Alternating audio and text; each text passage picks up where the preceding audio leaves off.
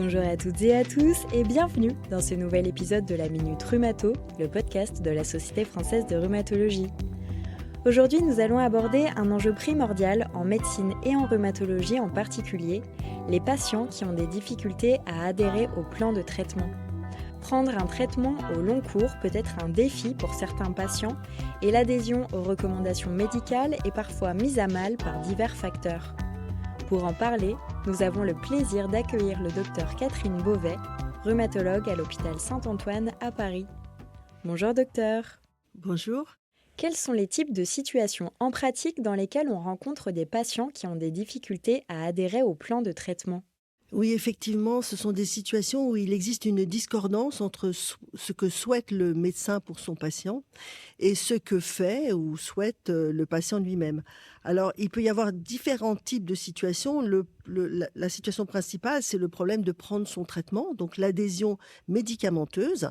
Et là, il y a diverses possibilités. Soit le patient ne commence pas le traitement, il refuse d'emblée, soit il a du mal à intensifier un traitement, par exemple dans les rhumatismes inflammatoires, ou bien dans d'autres situations, prendre le traitement dans la durée, ou faire des vaccins, et même d'autres situations de la prise en charge, comme venir au rendez-vous, faire des examens biologiques. Donc ces situations peuvent être parfois difficiles pour le médecin et pour le patient, parce qu'il peut aboutir à des blocages où chacun se trouve en difficulté, et c'est là où c'est très important de connaître comment un peu débloquer cette situation difficile de relation médecin-patient.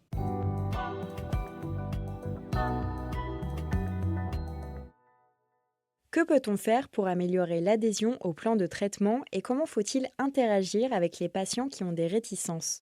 Oui, alors c'est très important, et d'ailleurs c'est un des facteurs de la non-adhésion, c'est la mauvaise relation entre le médecin et son patient.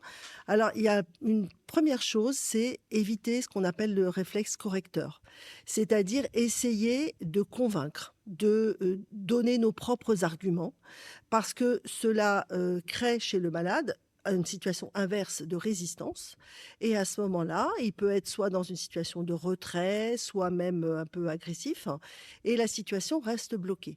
Donc l'idée, c'est de changer d'attitude, c'est-à-dire de se trouver dans une attitude plus ouverte, non prescriptive, de manière à pouvoir explorer un peu la situation, de manière à sortir de ce face-face qui peut être délétère.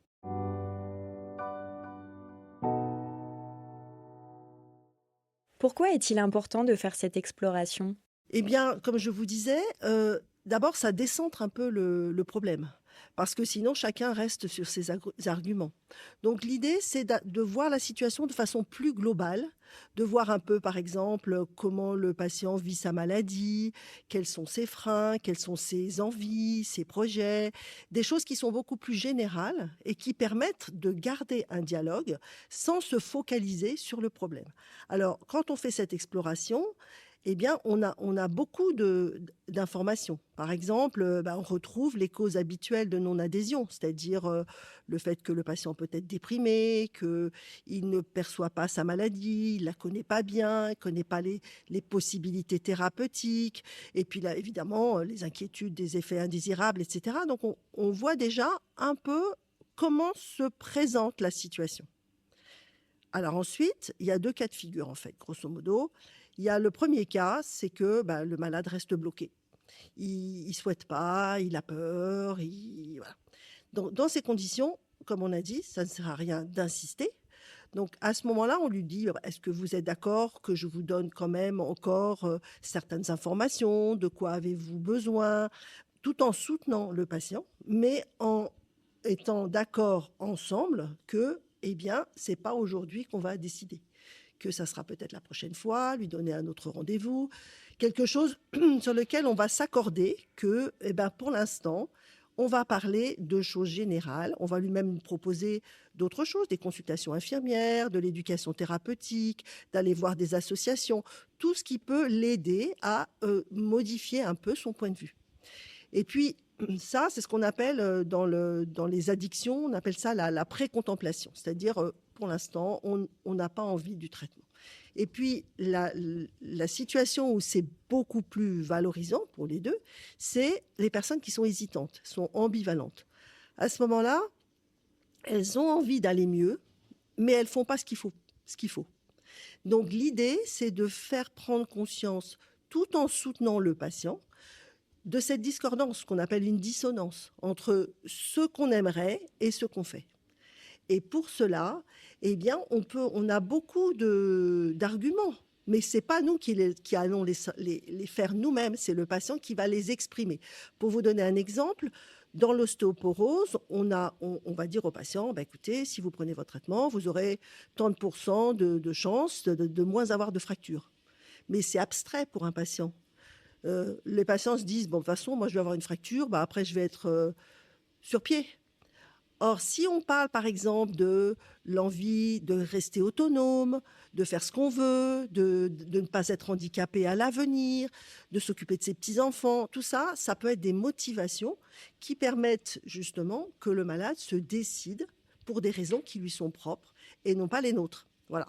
Donc c'est un peu ça le principe de la discussion pour justement dédramatiser, quand même continuer à encourager le patient en lui disant on sait très bien que c'est difficile de soigner.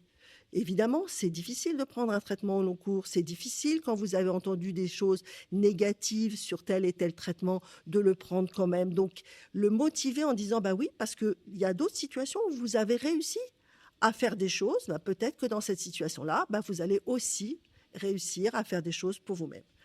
Donc voilà un petit peu ce qu'il faut savoir, en sachant qu'il faut savoir aussi que ça ne va pas se faire en une seconde. Il y a des patients, ils vont avoir besoin de leur propre temps, qui n'est pas le nôtre, mais ce n'est pas grave, on n'a pas perdu de temps en prenant ce temps-là. Merci beaucoup, docteur, pour ces éclaircissements et ces conseils précieux sur l'adhésion thérapeutique en rhumatologie. Merci. Chers auditeurs, nous espérons que cet épisode vous a été utile. N'oubliez pas de vous abonner à la Minute Rhumato sur vos plateformes d'écoute préférées et de nous retrouver très bientôt pour un prochain épisode.